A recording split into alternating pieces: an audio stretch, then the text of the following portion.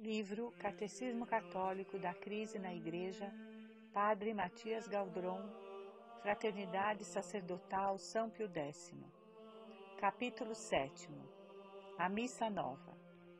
56. O ensinamento da Igreja sobre o sacrifício da missa diminui a importância do sacrifício do Calvário? O sacrifício da missa não diminui de nenhum modo a importância do sacrifício da cruz, pois dele depende totalmente e nele funda toda a sua eficácia. Todo o seu valor consiste em torná-lo presente, comemorando-o e em aplicar aos homens as graças que Cristo lhe mereceu sobre a cruz. Quem acusou o sacrifício da missa de diminuir a importância do sacrifício da cruz? Os protestantes acusaram o sacrifício da missa de ser um ultraje ao sacrifício da cruz. Segundo eles, os católicos acham que o sacrifício da cruz não bastou para a salvação da humanidade e que se tem necessidade permanente de outro sacrifício. O que é preciso responder a essas acusações protestantes? Os protestantes desconhecem totalmente o ensinamento da Igreja. Cristo mereceu sobre a cruz todas as graças necessárias para a salvação de todos os homens de todos os tempos. O sacrifício da missa não é um outro sacrifício que o da cruz, mas o mesmo sacrifício, tornado presente a todos os cristãos. Seu papel não é o de adquirir novas graças, mas o de aplicar aos homens as graças já merecidas sobre a cruz. Por que há necessidade do sacrifício da missa para nos aplicar as graças merecidas sobre a cruz? Segundo a vontade de Cristo, a dispensação dos frutos da redenção não é automática, mas está ligada aos sacramentos. Aquele que crer e for batizado será salvo. Marcos 16:16. Se não comerdes a carne do Filho do Homem e não beberdes o seu sangue, não vereis a vida em vós mesmos. João 6:53. Mas por que um sacrifício é necessário para essa dispensação de frutos da redenção? A vida cristã é uma participação na vida de Cristo. Ora, ele se encarnou para poder oferecer em sua pessoa, em nosso nome, um sacrifício perfeito a seu Pai. O essencial da nossa vida cristã deve ser nos unirmos a esse sacrifício de Cristo, conforme a palavra de São Paulo. Termino em minha própria carne o que falta aos sofrimentos de Cristo pelo seu corpo, que é a Igreja. Colossenses 1:24. Na missa, a Igreja, os sacerdotes e os fiéis unem continuamente sua vida ao sacrifício de Cristo, dão-se a Ele. Nele procuram as graças para se darem sempre mais. 57. A Santa Missa é também uma refeição? Na sua essência mesma, a missa não é uma refeição, nem uma refeição incluindo um sacrifício, mas simplesmente um sacrifício. A Santa Comunhão, que se pode, no limite, chamar de refeição, é um fruto desse sacrifício, mas não pertence à sua essência. O que diz o magistério da Igreja sobre o tema? O Concílio de Trento afirma claramente que a missa é um sacrifício. Nunca diz que seria também uma refeição. A tese segundo a qual a Santa Missa, em sua natureza essencial, seria ao mesmo tempo um sacrifício e uma refeição, foi explicitamente condenada por Pio XII. Afastam-se, pois, do caminho da verdade aqueles que somente querem realizar o santo sacrifício quando o povo cristão se aproxima da Santa Mesa. E afastam-se ainda mais aqueles que, pretendendo que é absolutamente necessário que os fiéis comunguem com o sacerdote, afirmam perigosamente que não se trata apenas de um sacrifício, mas sim de um sacrifício de uma refeição, de comunidade fraterna, fazendo da comunhão realizada em comum o ponto culminante de toda a cerimônia. É preciso ainda, mais uma vez, ressaltar que o sacrifício eucarístico consiste essencialmente na imolação incruenta da divina vítima, imolação que é misticamente indicada pela separação das santas espécies e por sua oblação feita ao Eterno Pai. A Santa Comunhão assegura-lhe a integridade, que tem por finalidade nela participar, fazer participar sacramentalmente. Porém, enquanto é absolutamente necessária, da parte do ministro sacrificador, aos fiéis é vivamente recomendável. Pio XII, Encíclica Mediator Dei. Documentos da Igreja, volume 5. Documentos de Pio XII. Como se pode ver, na prática, que a missa não é essencialmente uma refeição? A Igreja mandou participar todos os domingos do sacrifício da missa, mas nunca obrigou os fiéis à comunhão dominical. Se a Santa Missa fosse essencialmente uma refeição, os fiéis presentes deveriam todos comungar, pois aquele que assiste a uma refeição sem comer nada, nela não tomou parte. Pode-se, pois, participar realmente do sacrifício da missa sem comungar? Sim, pode-se participar muito realmente do sacrifício da missa sem comungar, mesmo se, evidentemente, a comunhão faz com que se participe muito mais.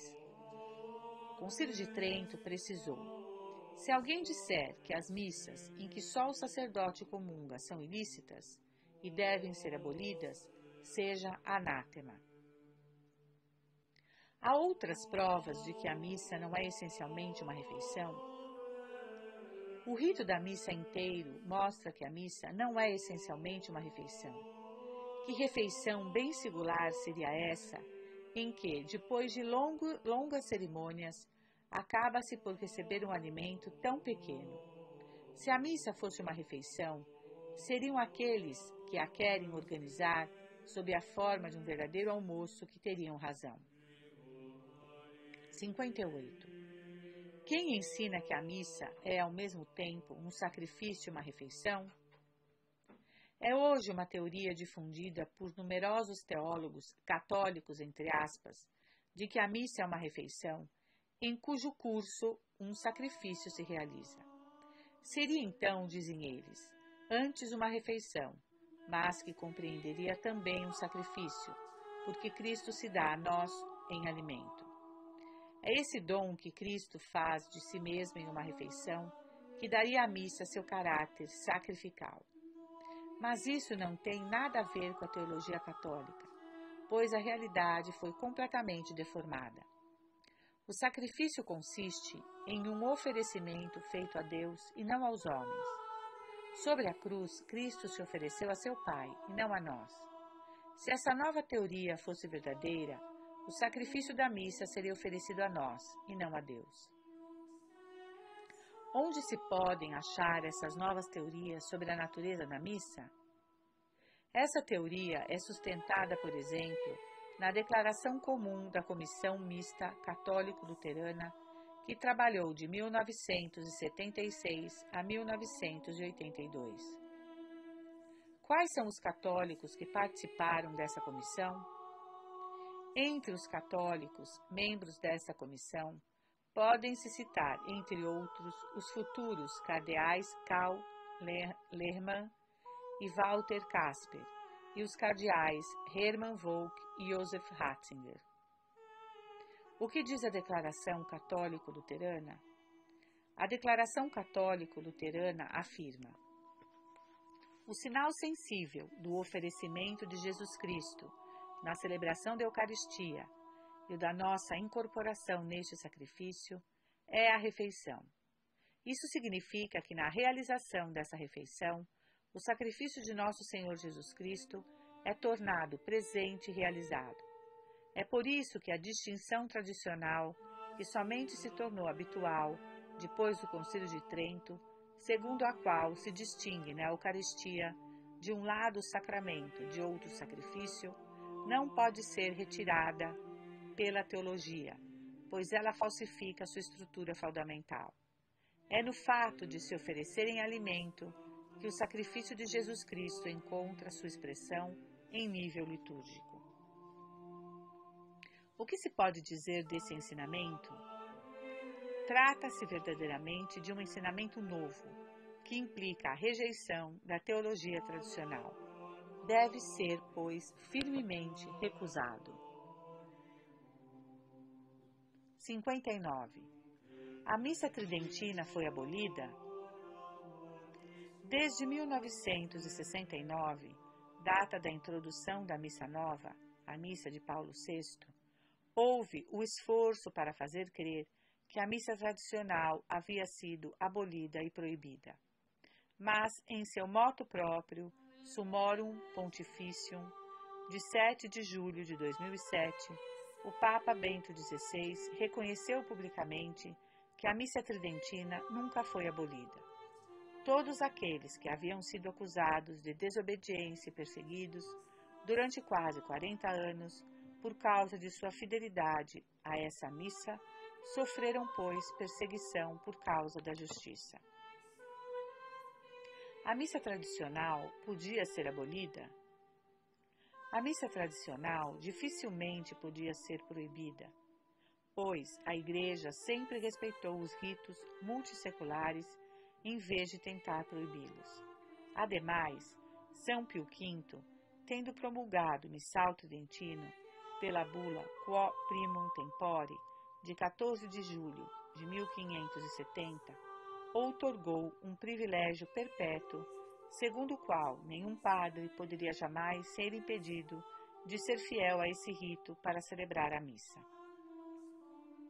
As decisões da bula Quo Primum Tempore, de São Pio V, não foram abolidas pela Constituição Apostólica Missalem Romanum, de Paulo VI, 3 de abril de 1969, promulgando a Missa Nova?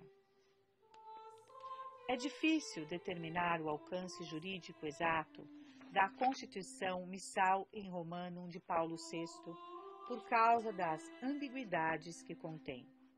O que é seguro é que não pretendia abolir o privilégio outorgado por São Pio V. Os defensores da missa tradicional viram isso e disseram-no imediatamente. Mas os bispos e mesmo o Papa Paulo VI procuraram fazer crer que a missa nova era obrigatória. Foi preciso, pois, esperar quase 40 anos para que Roma percebesse que a missa tradicional não estava abolida? As autoridades romanas sabiam exatamente, ao menos desde 1986, que a missa tradicional não havia sido abolida. Mas foi preciso esperar ainda mais de 20 anos para que a coisa fosse tornada oficial. O cardeal Stickler contou: em 1986, o Papa João Paulo II fez 2 perguntas a uma comissão de 9 cardeais. Primeiramente, o Papa Paulo VI ou uma outra autoridade competente proibiu a celebração em nossa época da missa tridentina? A resposta dada por 8 dos 9 cardeais em 1986 foi: não, a missa de São Pio V nunca foi proibida. Posso dizê-lo, pois eu era um dos cardeais. Houve também uma outra pergunta interessante. Um bispo pode proibir a um padre que tem a boa reputação de continuar a celebrar a missa tridentina? Os 9 cardeais foram unânimes em dizer que nenhum bispo poderia proibir a um padre católico celebrar a missa tridentina. Não há proibição oficial, e eu creio que o Papa nunca trará alguma, justamente por causa das palavras de São Pio V, que disse que essa missa valia perpetuamente. 60. O novo rito da missa é uma expressão adequada do ensinamento católico sobre o sacrifício da missa? Conforme o juízo dos cardeais Ottaviani e Batti, o novo rito da missa, promulgado em 1969, distancia-se de modo impressionante no todo, como no detalhe, da teologia católica da Santa Missa. Todas as mudanças tendem a silenciar o sacrifício propiciatório para se aproximar da ceia protestante. Como concretamente a Missa Nova se aproxima da ceia protestante? As mudanças mais graves são as que tocam ao ofertório e ao cânon. Pode-se dizer que as reivindicações de Lutero, que pediam a abolição do ofertório e do cânon, foram substancialmente satisfeitas no novo ordo. O que dizia Lutero do ofertório? Lutero afirmava: essa abominação, que se chama ofertório, é daí que quase tudo ressoa e faz sentir vivamente o sacrifício. Por que Lutero odiava tanto o ofertório da missa? O antigo ofertório exprime claramente que a missa é um sacrifício de propiciação pelos pecados. O sacerdote reza assim: recebei, Pai Santo, Deus onipotente e eterno, esta hóstia imaculada, que eu, vosso indigno servo, ofereço-vos a vós, meu Deus vivo e verdadeiro, pelos meus inumeráveis pecados, ofensas e negligências, por todos os que estão aqui presentes e por todos os fiéis vivos e defuntos, para que tanto a mim como a eles aproveite para a salvação e vida eterna. Amém. O que virou esse ofertório no rito novo? No rito novo, o ofertório foi suprimido e substituído por uma preparação das oferendas, cujo texto é tirado de uma oração judaica para a bênção da mesa. Sois bendito, Senhor Deus do universo, vós que nos dais esse pão, fruto da terra e do trabalho do homem. Nós vô-lo apresentamos, ele se tornará o pão da vida. O que se pode destacar nesta nova oração?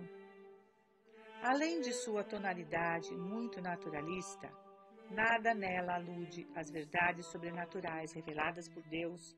Nota-se que essa oração esvazia totalmente as ideias de sacrifício e de propiciação. É o equivalente a uma simples bênção antes de uma refeição. O mais importante não é que o cânon da missa, o muito antigo e muito venerável cânon romano, tenha sido conservado. Não se pode realmente dizer que o cânon romano tenha sido conservado pela nova liturgia. Primeiro, porque perdeu seu caráter de cânon, isto é, de regra fixa e obrigatória. Não é mais que uma possibilidade entre várias. Virou a oração eucarística número 1, a qual de fato prefere-se frequentemente uma das outras 3 orações eucarísticas introduzidas em 1969, ou mesmo uma das múltiplas outras autorizadas pela Santa Sé.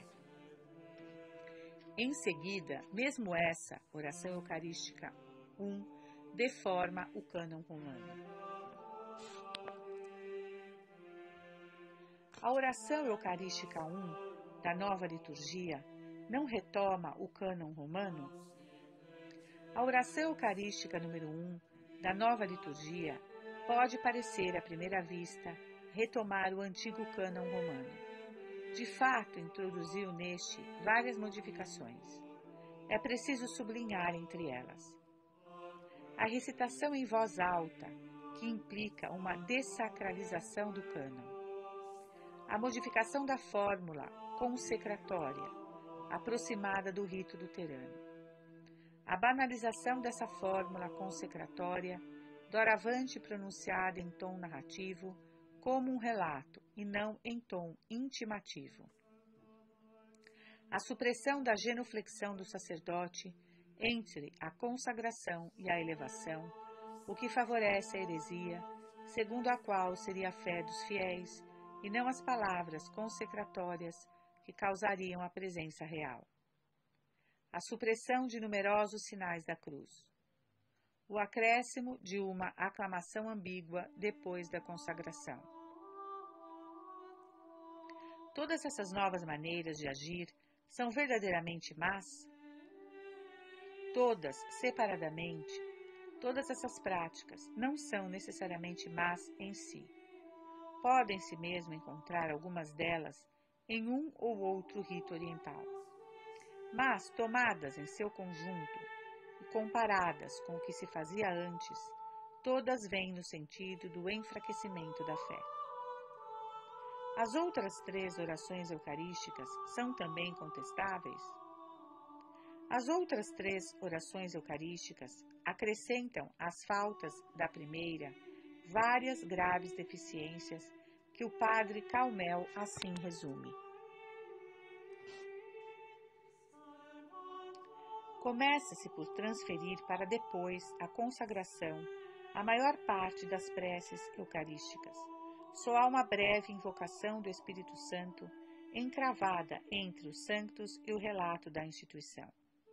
Deseja-se a toda força que o sacerdote desemboque na consagração, sem lhe deixar o tempo conveniente para tomar consciência do que vai fazer, sem lhe permitir que se prepare para o mistério infinito que vai realizar.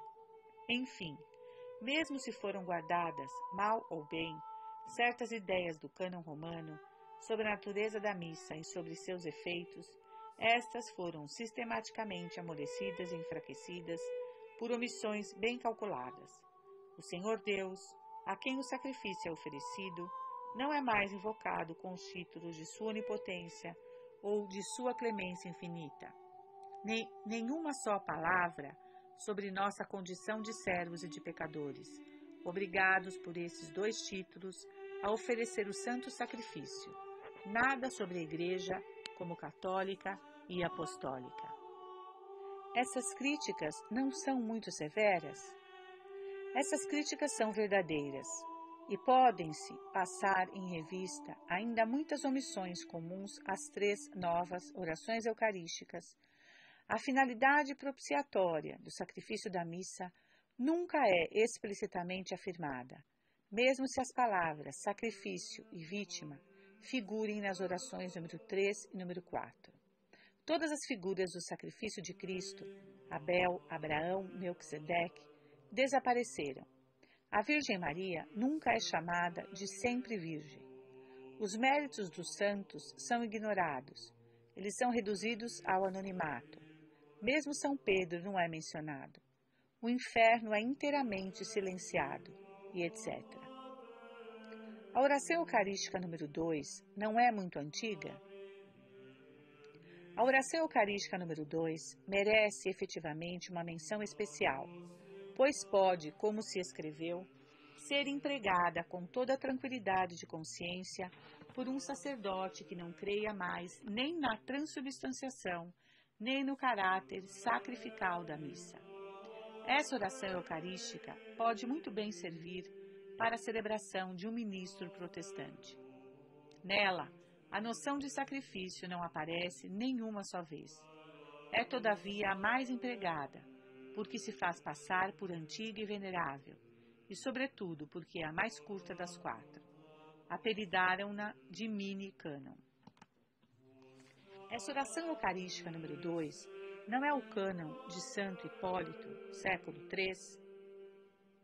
Pretende-se que essa oração seria o antigo cânon de Hipólito, mas seria apenas uma forma mutilada desse cânon.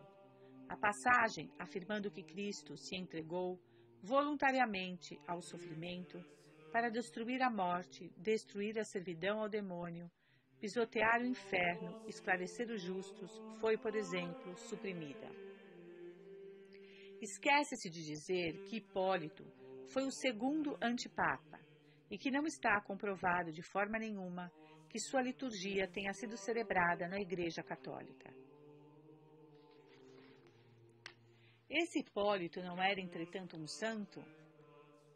O padre Roguete, que é insuspeito de hostilidade para com a nova liturgia, explica.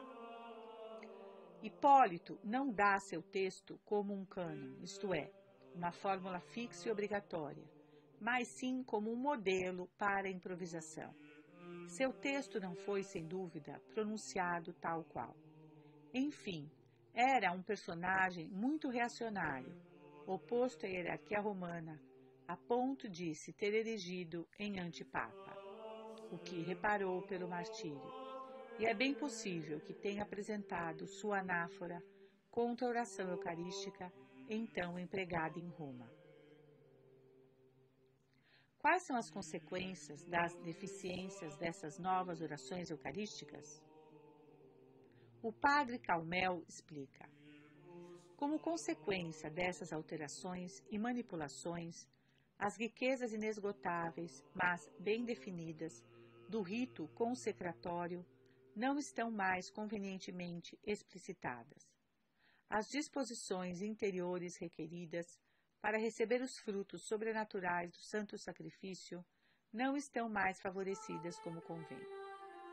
Como evitar que sacerdotes e fiéis, pouco a pouco, cessem de perceber o significado da missa e que a missa católica caminhe em direção à ceia protestante?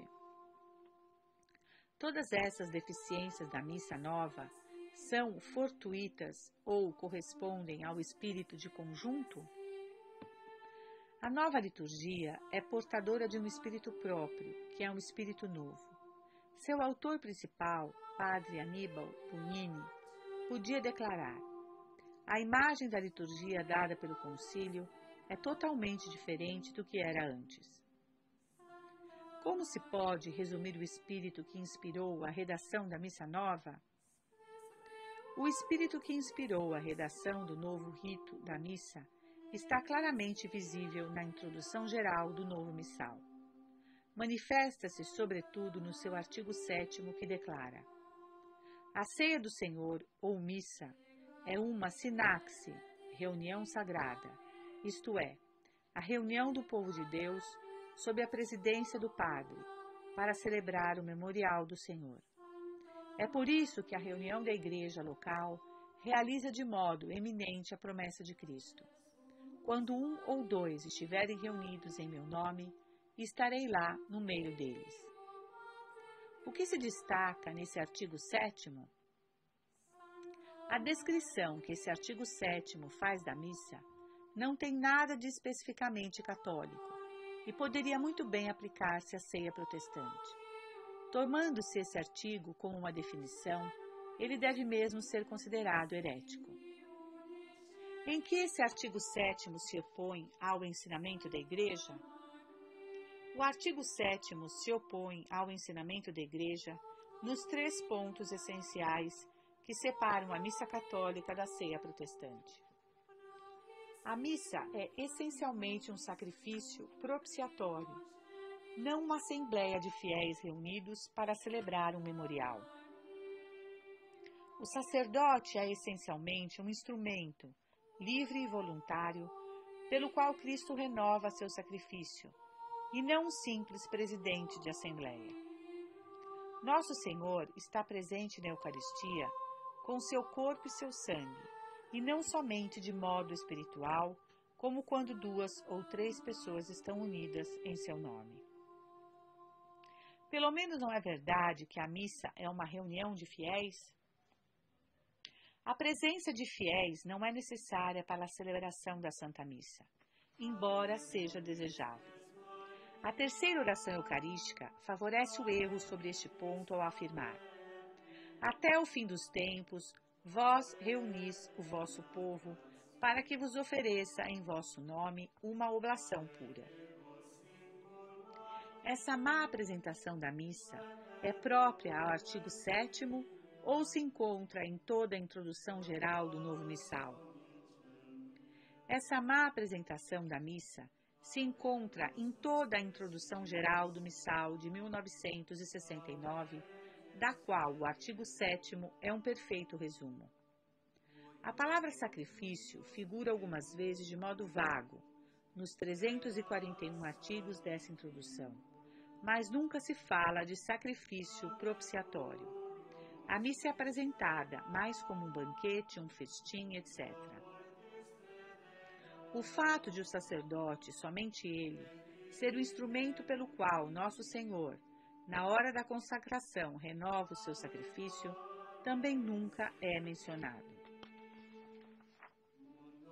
A expressão presença real está igualmente ausente. Menciona-se a presença de Cristo na Eucaristia, mas da mesma maneira que se fala de sua presença na Sagrada Escritura. A expressão transubstanciação, que é a única que exprime, sem nenhuma ambiguidade, a fé católica, foi também omitida. O simples fato de a palavra transubstanciação não figurar na Introdução Geral do Missal de 1969 não é, entretanto, suficiente para concluir que seus autores não acreditavam nela? Não se trata de julgar a fé pessoal dos autores do Novo Missal, mas de saber se objetivamente a fé católica está expressa nele. Em 1794, Pio VI condenou uma proposição do Sínodo Jansenista de Pistoia que exprimia de modo exato a doutrina católica sobre a Eucaristia, unicamente pela razão de que omitia o emprego da palavra transubstanciação. Essa única omissão bastou a Pio VI para declarar que essa proposição favorecia os hereges. Ora, a Introdução Geral do Missal, de 1969, é muito menos clara sobre esse assunto do que o Sínodo de Pistoia. Ao mesmo tempo, esse missal suprime muitos sinais de respeito para com a Santa Eucaristia. É evidentemente perigoso para a fé. A Introdução Geral do Novo Missal não foi depois corrigida? A Introdução Geral do Novo Missal, e especialmente seu artigo 7º, suscitou tal comoção que foi modificada em 1970.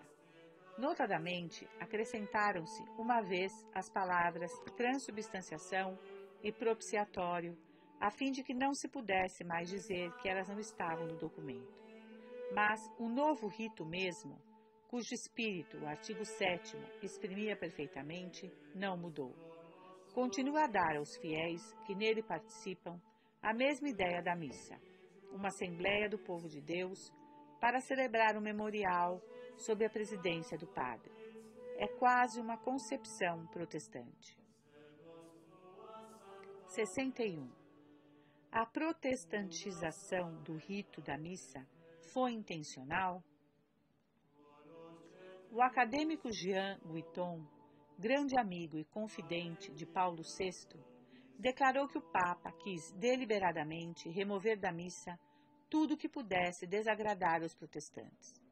De fato, Paulo VI pediu a 6 pastores protestantes que colaborassem na redação da Missa Nova. Uma célebre fotografia mostra-o em companhia desses ministros protestantes. Um deles, Max Turian, de Taizé, explicou mais tarde. Nessa missa renovada, nada há que possa realmente incomodar os protestantes evangélicos. Mais tarde, em 1988, ele foi ordenado padre, sem ter antes abjurado o protestantismo. Quando Jean Guiton evocou essa vontade de Paulo VI, numa transmissão radiofônica consagrada a Paulo VI, em 19 de dezembro de 1993, na rádio Courtoisier, Jean Guiton evocou nesses termos a intenção com que Paulo VI mandou realizar o novo rito.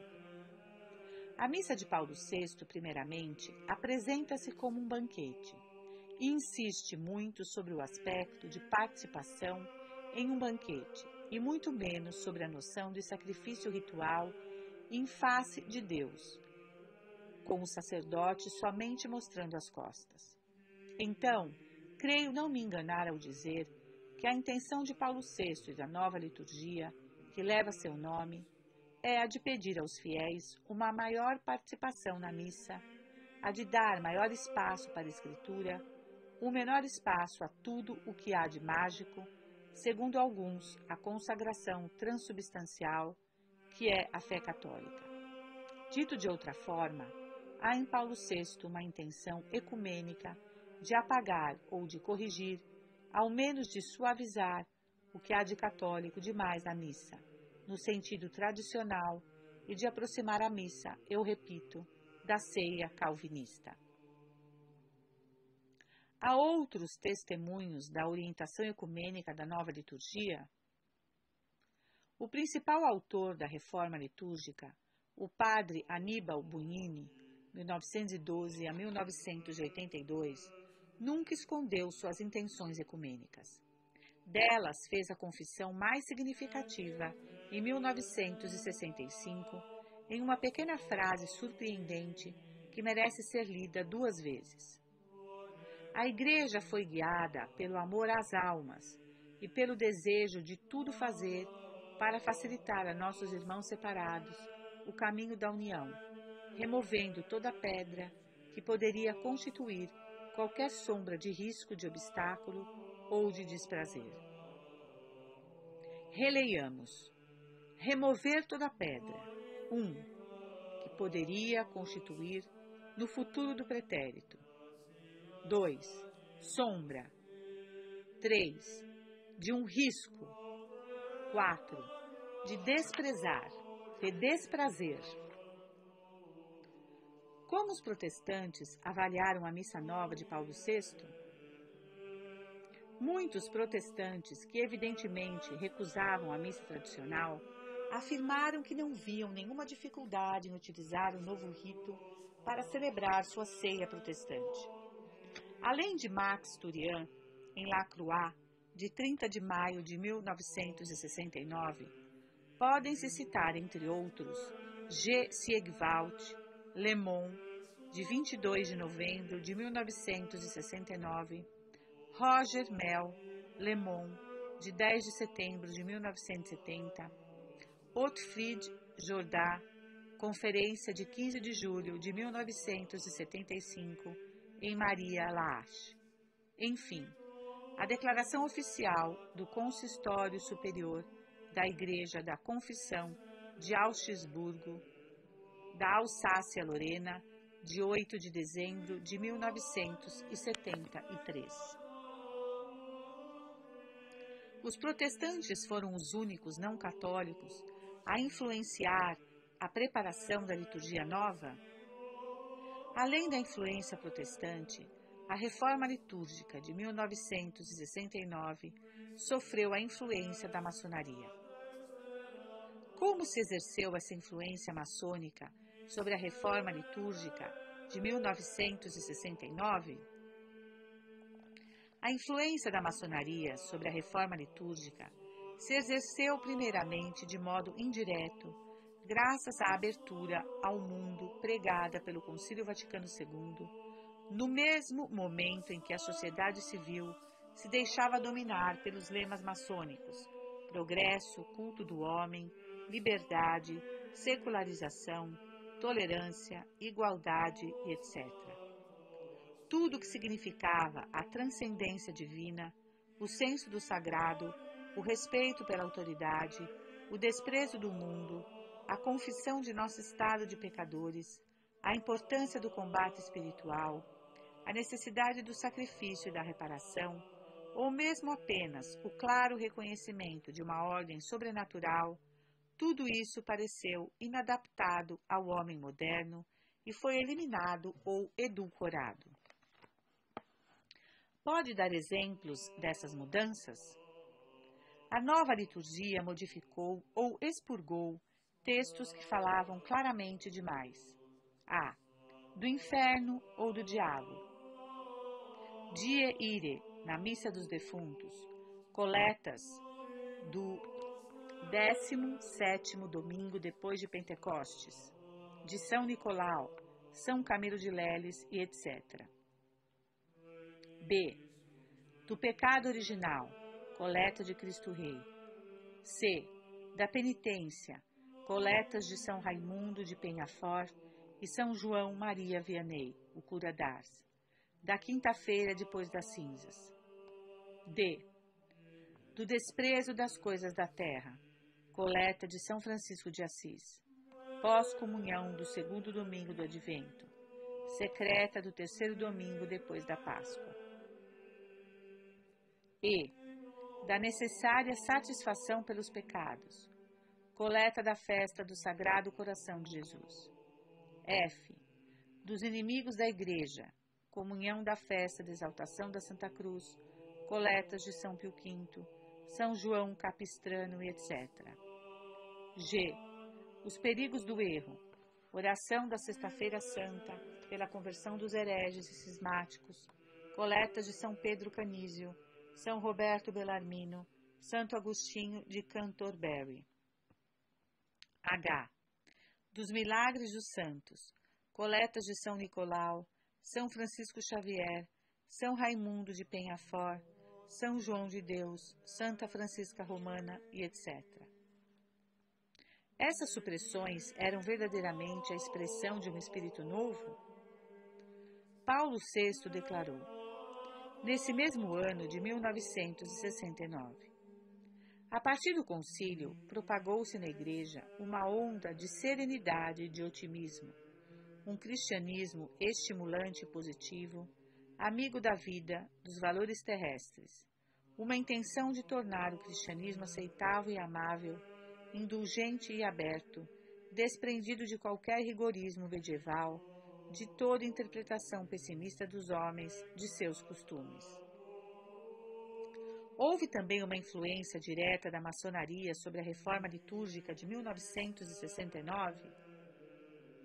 Em 1975, o grande arquiteto da Missa Nova, Aníbal Bugnini, foi denunciado a Paulo VI como maçom. O eclesiástico que o acusava fornecia provas e ameaçava tornar a coisa pública. Paulo VI levou isso muito a sério e, para evitar escândalo, demitiu imediatamente Monsenhor Bugnini de suas funções de secretário da Congregação para o Culto Divino, antes de nomeá-lo pronúncio em Teherã, janeiro de 1976. Em 1976 e em 1978, encontrou-se o nome de Aníbal Bugnini nas listas de prelados maçons publicadas pela imprensa italiana.